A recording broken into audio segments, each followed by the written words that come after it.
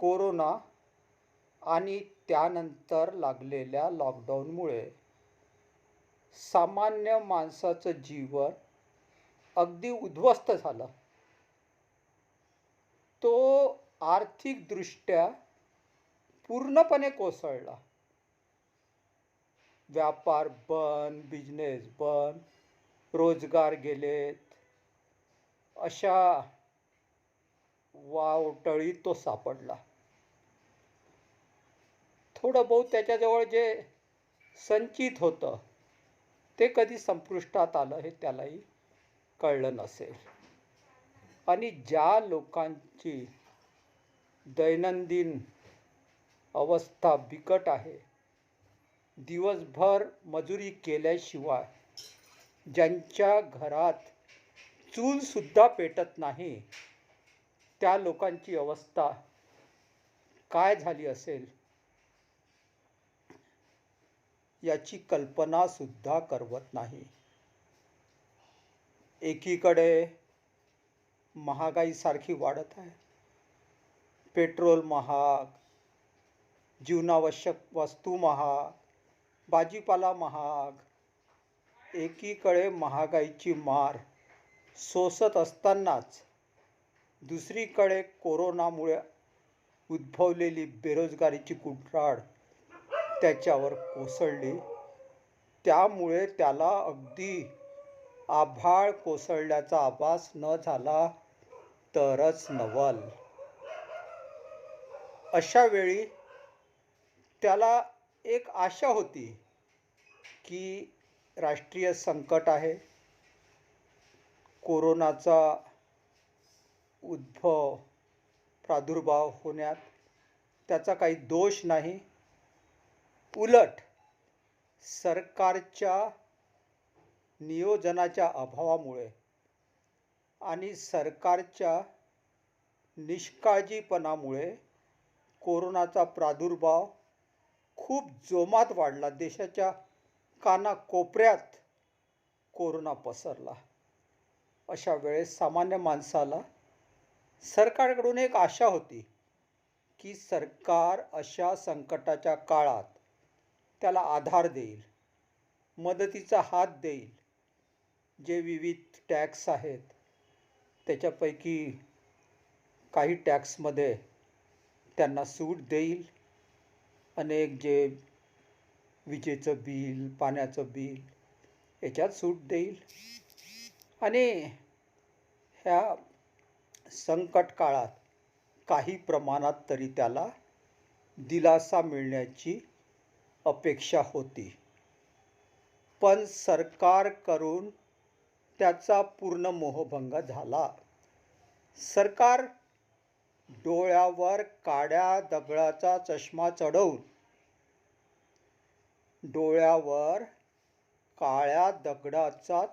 चढवून त्याचा त्रास, त्याची दुरवस्था, त्याचा तळफडाट बघत होती. पण सरकारने पुढे पाऊल टाकून त्याला मुळीच दिलासा दिला नाही, कोणतीही मदत दिली नाही. नाही म्हणायला 5 किलो तांदूळ, 5 किलो गव्हाची मदत दिली.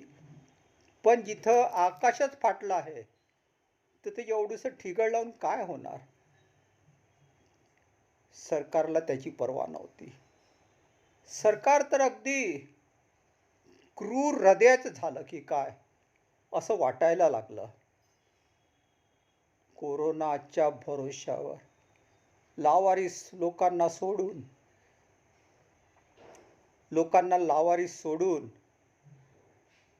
सरकार कालपर्यंत पश्चिम बंगालची निवडणूक लढण्याकरता मोदी, शहा, अनेक मुख्यमंत्री, अनेक कॅबिनेट मंत्री पश्चिम बंगालच्या कानाकोपऱ्यात जे घुडकूस घालताना दिसले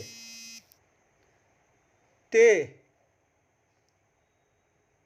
अचानक निवडणूक संपल्यावर असे गायब झाले जसं गाढवाच्या डोक्यावरचं शिंग.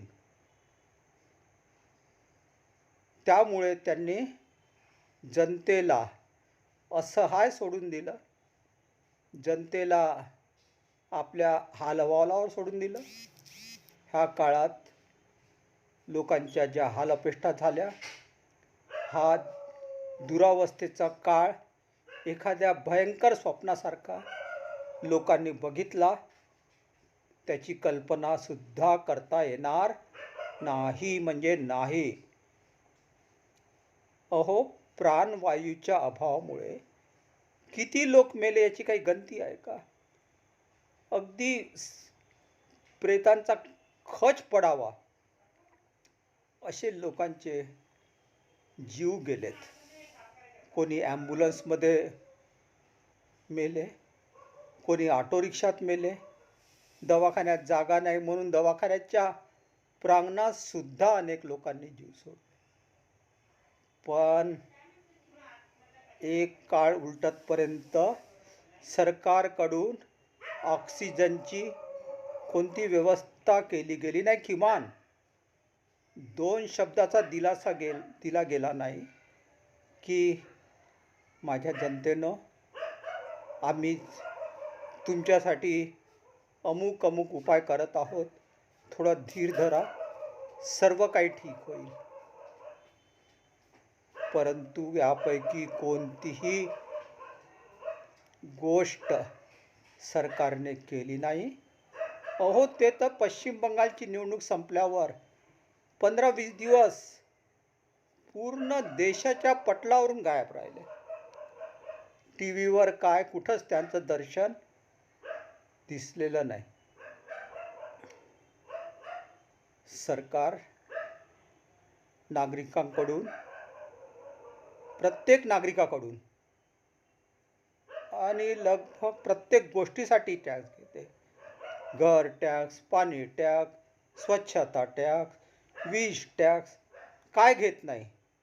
पण कोरोनाच्या काळात जेव्हा सामान्य जनतेला मदतीची गरज होती, तेव्हा सरकारने कोणत्याही प्रकारची मदत केली नाही किंवा मदत करण्याची इच्छासुद्धा व्यक्त केली नाही. आणि बाकी संस्थासुद्धा ज्या सामान्य जनतेशी आर्थिक बाबतीत निगडीत आहेत, त्यांनी सुद्धा कोणत्याही प्रकारचा दिलासा दिला नाही. वीज बिलातही कोणती सूट दिली गेली नाही. एक आशा दाखवली गेली की वीज बिल आम्ही कमी करू. पुढे सरकारच आपल्या शब्दापासून मागे फिरलं. अशा अवस्थेत एक अजून संकट त्यांच्या समोर उभं राहिलं. आता ज्या शाळेत त्यांचा मुलगा शिक्षण घेत होता आणि रेग्युलर आपली फी भरत होता, त्या शाळांनी आता पूर्ण फी भरा म्हणून पालकाच्या मागे त्रागा लावला आहे.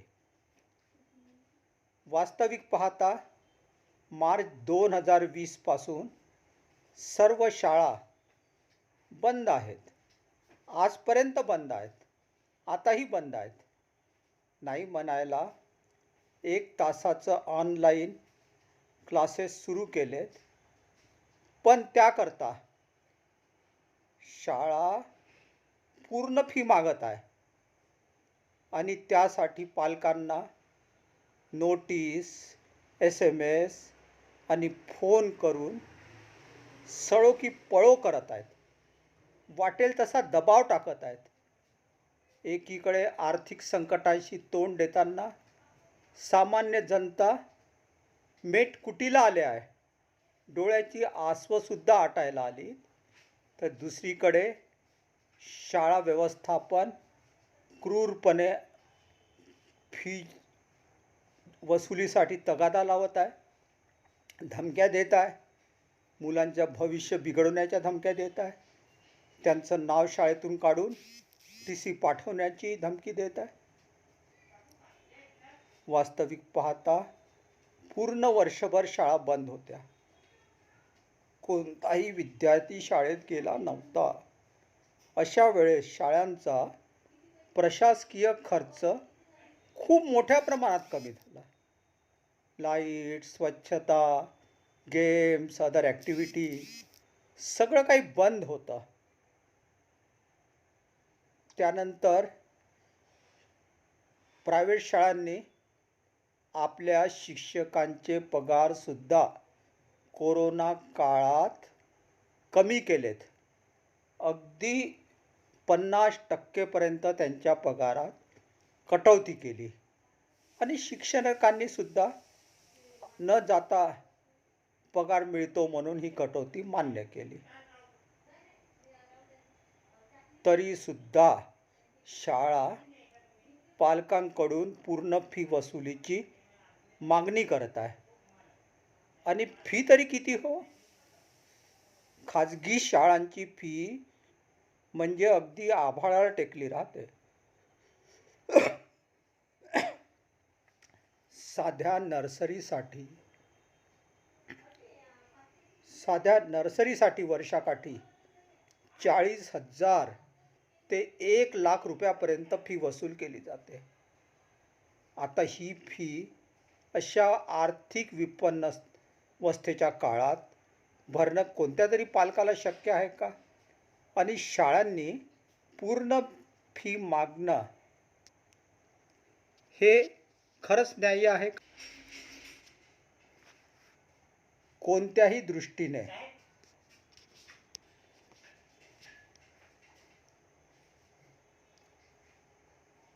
अगदी कोणत्याही दृष्टीनं बघितलं तर ही मागणी मुळीच न्याय्य नाही आहे, हे मान्य करावं लागेल.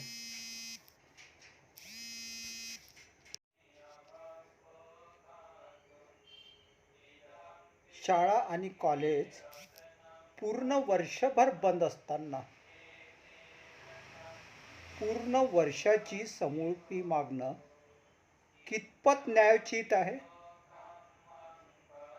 कुठेतरी हा तर्क पूर्णत्वास उतरतो का? पण संस्था चालकांची ही मुजोरी आहे की तुम्ही पूर्ण फी भरलीच पाहिजे. हा त्यांचा दुराग्रह आहे. कारण त्यांना माहीत आहे यांच्या मुलाचं भविष्य, यांच्या मुलांचे कमजोर नस आपल्याजवळ आहे. त्याचाच ते गैरफायदा उठवत आहेत. ही बाब आता लपून राहिली नाही की शिक्षण क्षेत्र हे पूर्वी जसं समजलं जायचं त्याप्रमाणे सरस्वतीचं मंदिर, पवित्र संस्था हे राहिलेलं नाही. ह्या गोष्टी आता पूर्णपणे काल्यबाह्य झाल्या आहेत. आता बहुतेक कॉर्पोरेट लोकांच्या हातात शिक्षण संस्था गेल्या आहेत आणि ते याला अमाप पैसा मिळवण्याचं एक सामान्य आणि सोपं साधन समजतात. म्हणून आपण आजचं जे फी स्ट्रक्चर बघतो ते कुणाचीही छाती दडपून टाकणार आहे. साध्या प्रायमरीच्या प्रवेशासाठी जिथं लाख लाख रुपये मोजावे लागतात, इंजिनिअरिंग आणि मेडिकलच्या प्रवेशासाठी तर 5 लाखापासून 50 लाख रुपये मोजावे लागतात. अगदी संस्था चालकांची मस्त मनमानी सुरू आहे. उन्मत्त झाले आहेत हे संस्था चालक आणि आमचे सरकार यांच्यासमोर दुबळी आहे. सामान्य जनतेच्या हिताचा विचार करून सरकारला असं कधीतरी वाटेल का की या मनमानी फीला लगाम लावायला पाहिजे? सरकारला असं आजवर वाटलेलं नाही आणि भविष्यातही वाटेल याची शाश्वती नाही. त्याचं प्रमुख कारण हे आहे की अनेक सत्ताधारी नेत्यांच्या स्वतःच्या खाजगी शिक्षण संस्था आहेत, मोठमोठ्या संस्था आहेत आणि त्यांना त्यांच्या कमाईचं ते फार मोठं साधन आहे.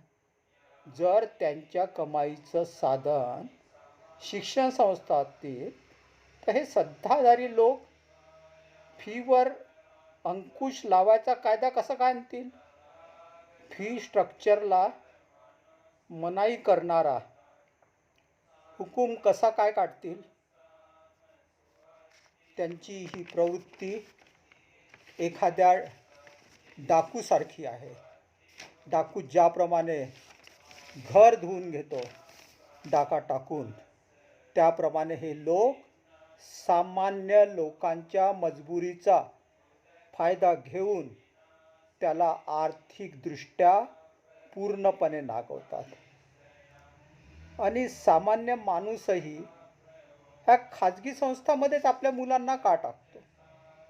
खाजगी संस्थांमध्येच दाखला मिळाला पाहिजे, माझ्या मुलाची ॲडमिशन झाली पाहिजे असं त्याला का वाटते? त्याच्या मागेही एक मोठं कारण आहे. आज नाही म्हणायला हजारोच्या संख्येने सरकारी शाळा आहेत, खूप आहेत, आणि शाळेच्या शिक्षकांना आकर्षक पगारसुद्धा आहे. एवढं असूनसुद्धा सगळ्या सरकारी शाळा, मी सगळ्या नाही म्हणत, जवळपास सगळ्या सरकारी शाळांचा जो शिक्षण स्तर आहे तो अगदी खालच्या दर्जाचा आहे. यांचे जे रिझल्ट लागतात ते अतिशय कमी लागतात. तिथं जे शिकवण्याची पद्धत आहे, जे गांभीर्य आहे, शिकवण्याचा जो एक साचा असतो तो पूर्णपणे कॅज्युअल आहे. एकदा सरकारी नोकरी मिळाली की ज्याप्रमाणे अगदी माणूस बिंदास होतो आणि आपल्या मनमर्जीप्रमाणे वागतो, किंबहुना ही सरकारी नोकरी आपल्याला आराम करायलाच मिळाली असा त्याचा गैरसमज झाला आहे की काय असं वाटावं, असं त्याचं वर्तन असते. कदाचित याचा विपरीत परिणाम शिक्षण संस्थेवर झाला असावा.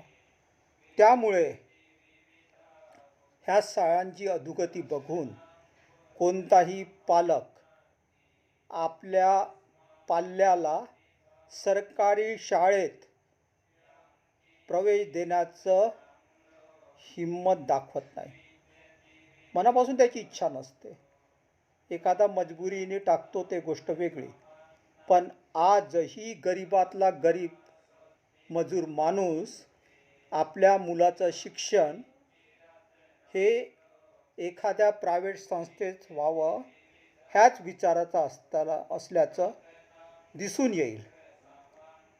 त्याला असं वाटते की एक मजूर मानून माझं जीवन हलाखीत गेलं. जीवनाचा अधिकांश काळ काबाड कष्ट करण्यात गेला आणि आताही मला राबावं लागते. त्याचा मोबदला अतिशय कमी मिळतो. मी शिक्षण घेतलं नाही किंवा मला चांगलं शिक्षण मिळालं नाही म्हणून त्याचे हे दुष्परिणाम मला भोगावं लागते.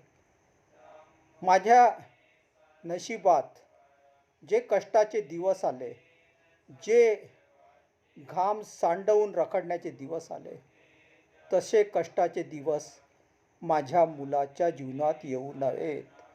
किमान त्याचं भविष्य सुंदर घडावं, जीवनात त्यांनी काहीतरी मोठं व्हावं, मोठं पद मिळवावं, चांगली नोकरी मिळवावी आणि आपलं जीवन ज्याप्रमाणे खडतर गेलं, गरिबीत गेलं, आर्थिक स्थितीशी झुंजण्यात गेलं, तसं त्याचं जाऊ नये ही एक माफक अपेक्षा प्रत्येक पाल्याची असते. मग तो मजूर असो किंवा घरगडी असो किंवा सामान्य बाबू असो. अशा वेळी त्याला शाळेची फी परवडत नाही, पण तो आपल्या स्वतःच्या आवश्यक गरजा त्यांच्यात कटोती करून, आपल्या पोटाला कात्री लावून आपल्या मुलाच्या फीची तरतूद करत असतो. हे आजच्या शिक्षण पद्धतीचं भयानक सत्य आहे. हे यांनाही माहीत आहे, सरकारला. हे शाळा व्यवस्थापकांनाही माहीत आहे. पण त्यांचं हृदय आता इतकं कठोर आणि दगडाचं झालं की त्यांना लोकांचं सुखदुःख, त्यांच्या डोळ्यातील आसू, त्यांची विपन्नावस्था हे काही दिसत नाही. त्यांना फक्त कोऱ्या करकरीत नोटेंचा वास घ्यायची सवय झाली आहे. म्हणून आणि एवढ्यावरच लूट थांबत नाही. अव्वाच्या सव्वा फी घेतल्यानंतरही शाळा कॉलेजच्या लोकांचं समाधान होत नाही. अनेक अनेक शाळांमध्ये युनिफॉर्म, पुस्तके, बूटसुद्धा शाळेतून किंवा शाळेने निर्देशित केलेल्या दुकानातून विकत घेण्याची सक्ती केली जाते. अनेक शाळेतून केली जाते, आजही केली जाते.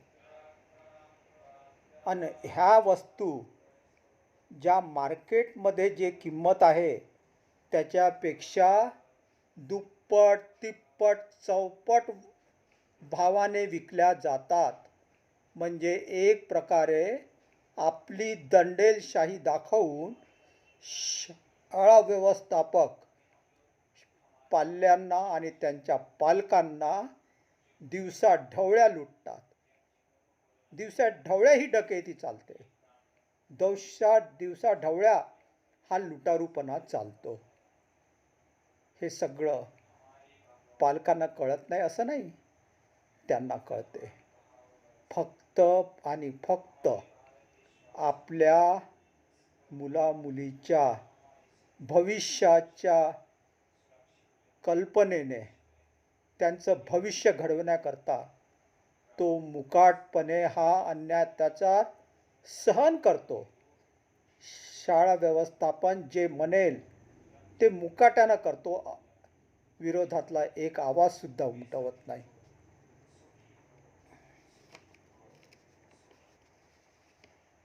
म्हणून मी अगदी ठामपणे म्हणतो की शाळा हे आता सरस्वतीचं पवित्र मंदिर राहिलेलं नाही. शाळा ही पवित्र जागा राहिली नाही, तर ते एक व्यापाराचं घाणेरडं केंद्र झालेलं आहे. आज ही राष्ट्रीय समस्या आहे. जरी आज पालक बोलत नसले, या अन्यायाच्या विरोधात आवाज उठत नसले, तरी गोरगरीब पालकांच्या, सामान्य स्तरात वावरणाऱ्या पालकांच्या पोटात एक ज्वालामुखी धगधगत आहे. त्यांच्या मनातली खदखद केवळ आपल्या मुलामुलींचं भविष्य बिघडू नये म्हणून बाहेर येत नाही, पण एक दिवस ती बाहेर येईल. हा अन्याय अत्याचार जेव्हा आपली सीमा ओलांडून जाईल तेव्हा ती खदखदसुद्धा बाहेर येईल. व्यवस्थापनाला आणि सोबत शासनाला सुद्धा जाब विचारला जाईल. का बरं शिक्षण एवढं कठीण केलं जातं? का बरं सरकारी शाळांची, सरकारी शिक्षण संस्थांची स्थिती दयनीय झाली आहे? का त्यांचा स्तर वाढवला जात नाही? आज या गोष्टीवर मंथन व्हायला पाहिजे. ही समस्या पालकांची नाही, ही समस्या फक्त विद्यार्थ्यांची नाही, तर ही राष्ट्राची समस्या आहे. आणि हा जो अन्याय होत आहे त्याला पायबंद बसला पाहिजे. होऊ शकत नाही असं नाही, होऊ शकते. सरकारी शाळांचा स्तर उंचावला जाऊ शकतो. ह्या देशात फक्त एका मुख्यमंत्र्याने, अरविंद केजरीवाल यांनी हा प्रयोग केला आणि यशस्वी केला. त्यांनी दिल्लीतील सरकारी शाळांचं रूपरंग बदललं. चांगल्या इमारती बांधल्या, चांगले बेंचेस ठेवले, वाटल्यास AC सुद्धा लावले. शिक्षणाची आधुनिक पद्धत तिथे अंमलात आणली आणि बघता बघता केजरीवाल मॉडेलच्या सरकारी शाळा प्रायव्हेट शाळेपेक्षा चांगल्या रिझल्ट देऊ लागल्या, चांगल्या दिसायला लागल्या. तिचे विद्यार्थी प्रायव्हेट शाळेच्या विद्यार्थ्यांपेक्षा अधिक चमकायला लागले. त्यांचं मेरिट सगळ्यांच्या नजरेत आलं आणि नंतर जो चमत्कार घडला त्याची कल्पना दिल्लीच्या लोकांनी कधी केली नव्हती. लोकांनी आपल्या मुलाचे दाखले प्रायव्हेट शाळेतून काढून केजरीवाल मॉडेलच्या सरकारी शाळेत टाकले आणि सर्व खुश आहेत. जर प्रायव्हेट शाळेत मिळणारं शिक्षण, त्याच तोडीचं शिक्षण सरकारी शाळेत मिळत असेल आणि माफक फीमध्ये मिळत असेल, तर मग प्रायव्हेट शाळेकडे कोण जाणार? आता तर दिल्लीत अशी स्थिती आहे की अभिभावक, विद्यार्थ्यांचे पालक प्रायव्हेट शाळेकडे डुंकूनही पाहत नाही. अगदी प्रायव्हेट शाळा ओस पडतात की काय अशी स्थिती निर्माण झालेली आहे.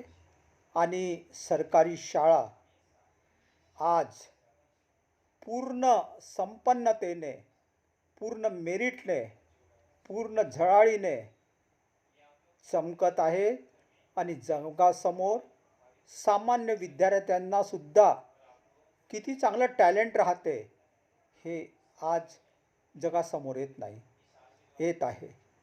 मध्यंतरी मोठमोठ्या विदेशी डिग्निटरींनी सुद्धा केजरीवालच्या शाळांना भेट देऊन त्यांचं कौतुक केलं, त्यांना मदतही केली. जर एक मुख्यमंत्री, केजरीवालसारखा एक मुख्यमंत्री हा बदल घडवून आणू शकतो, तर इतर राज्यात हा बदल का घडवून आणला जाऊ शकत नाही? आणला जाऊ शकतो, फक्त इच्छाशक्ती हवी. नागपुरात आयुक्त तुकाराम मुंडे आले होते काही काळासाठी. त्यांनी ह्या मॉडेलचा उपयोग नागपूरच्या सरकारी शाळात करून त्यांचा स्तर CBSE शाळेसारखा करण्याचा संकल्प केला होता. आणि त्यांनी आवाहन केलं होतं की येत्या 1-2 वर्षाच्या आत सरकारी शाळांना अशा प्रकारे मी रंगरूप बदलवून देईल की पुढच्या काही वर्षात कोणताही पालक आपल्या मुलांना खाजगी शाळेत टाकायची इच्छासुद्धा व्यक्त करणार नाही. कारण खाजगी शाळात मिळते त्यापेक्षा अतिशय उत्कृष्ट प्रतीचं शिक्षण ह्या सरकारी शाळेतून मिळेल. परंतु दुर्दैवाने इच्छा राजकारणी लोकांचे हितसंबंध दुखावले गेले. त्यांना मिळणारा पैसा धोक्यात आला म्हणून त्यांनी आपला शिक्षण माफिया, राजनेता माफिया यांना हाताशी धरून आणि सत्तेमधील आपल्या बड्या नेत्यांचा तर्फे दबाव आणून सरकारला बाध्य केलं आणि माननीय तुकाराम मुंडे यांना आपला कार्यकाल पूर्ण न करताच नागपुरातून बाहेर घालवण्यात आलं. ह्या माफियांचा विजय झाला, पण सामान्य माणसाचं मात्र फार मोठं नुकसान झालं. जे स्वप्न माननीय तुकाराम मुंडेंनी बघितलं होतं, नागपुरातील शाळांचा त्यांना कायाकल्प करायचा होता, ते स्वप्न मात्र अधुरं राहिलं. आता ह्या कोरोना काळात जेव्हा सरकार किंवा शाळा व्यवस्थापनाकडून कोणत्याही प्रकारचं दिलासा देण्यात आला नाही, तेव्हा काही पालकांनी एकत्र येऊन कोर्टामध्ये एक याचिका दाखल केली. त्या याचिकेत त्यांनी अशी मागणी केली की कोरोना काळात शाळा बंद असल्यामुळे शाळांनी पूर्ण फी वसूल करू नये. आम्ही फी द्यायला तयार आहोत, पण तुम्ही 50% त्याच्या सूट द्या, कारण तुम्हाला खर्चसुद्धा अतिशय कमी आला या काळात. कोर्टामध्ये याचिका दाखल केल्यावर त्यांना आशा होती की किमान न्यायदेवता तरी त्यांना न्याय देईल. मोठ्या आशेने ते न्यायदेवतेच्या निर्णयाकडे वाट बघत बसले होते. परंतु नुकताच कोर्टाचा निर्णय आला आणि असं वाटलं की न्यायदेवतासुद्धा सामान्य माणसावर रुसली आहे. कोर्टाने निर्णय दिला आणि त्यांनी फीमध्ये कटौती करण्याचे आदेशसुद्धा दिले. पण ज्याप्रमाणे 50% फीचा दिलासा देण्याची मागणी केली होती, ती मात्र मान्य करण्यात आली नाही. केवळ आणि केवळ 15% कटौती करण्याचे आदेश देण्यात आले. आता ही काय कटौती झाली का? 15% कटौती करून आर्थिक संकटाशी झुंज देणाऱ्या सामान्य माणसाला कोणता दिलासा मिळणार, हे तरी कोर्टाला कळलं नाही का? ह्या निर्णयाचं सरकारने गर्मजोशीनं स्वागत केलं. स्टेटमेंट दिलं की हा विद्यार्थ्यांचा विजय आहे. विद्यार्थ्यांना यामुळे फार मोठा दिलासा मिळेल. कोणत्या आधारावर सरकारने स्टेटमेंट केलं माहीत नाही. प्रायव्हेट संस्था चालक तर कमालीचे खुश झाले. त्यांच्यासाठी हे नुकसान नव्हतंच, कारण ते विविध ॲक्टिव्हिटीच्या नावावर तसेही पालकाकडून वर्षभर काही ना काही पैसे, काही ना काही रक्कम उकळत राहतात. त्याच्यामुळे त्यांचं काहीच नुकसान झालं नाही. निराशा मात्र पालकांची झाली, घोर निराशा झाली.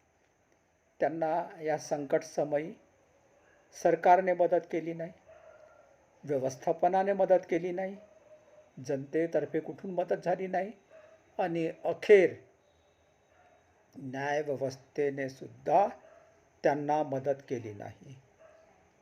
अशी ही शिक्षण क्षेत्राची गंभीर समस्या आज आपल्या देशासमोर आहे. ही एक राष्ट्रीय समस्या आहे. सरकारने या समस्येला समजून घेतलं पाहिजे. ह्या भ्रमात राहू नये की सामान्य जनता वाटेल तसा अन्याय अत्याचार सहन करेल.